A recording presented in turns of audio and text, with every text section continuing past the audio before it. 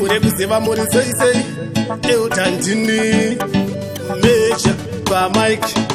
handizive sei vachifarira kutambura handizive sei vachifarira nhamo yangu handizive sei vachindishuridzira zvakaipa nai mwari we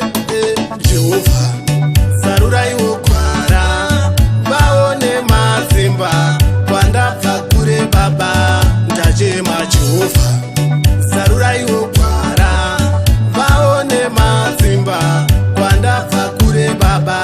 ndachema basa rangu vanorishora asi zvandinoita vanodzikisira chavanoda inini kundivhiringa paupenyu hwangu vachitunga anje vandiperere kupasa pasa kuinga inini ndinobata basa zvavasati vaona vanosasa naMwari munondikundisa ime Jehovha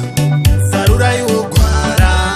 vaone mazimba kwandabva kure baba ndachema Jehovha saruraiwo kwara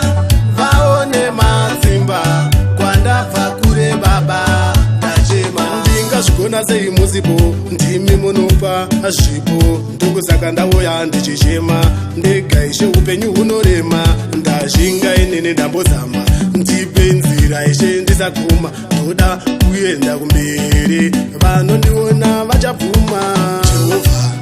saruraiwo kwara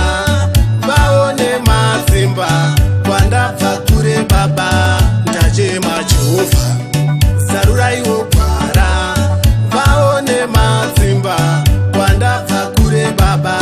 ndachema basa rangu vanorishora asi zvandinoita vanodzikisira chavanoda inini kundivhiringa paupenyu hwangu vachitunga anje handiperere kupasa pasa kuinga inini ndinobata basa zvavasati vaona vanosasa naMwari munondikundisa ime Jehovha saruraiwo kwara vaone mazimba kwandabva kure baba ndachema Jehovha saruraiwo kwara vaone mazimba kwandabva kure baba ndachema ndingazvigona sei musipo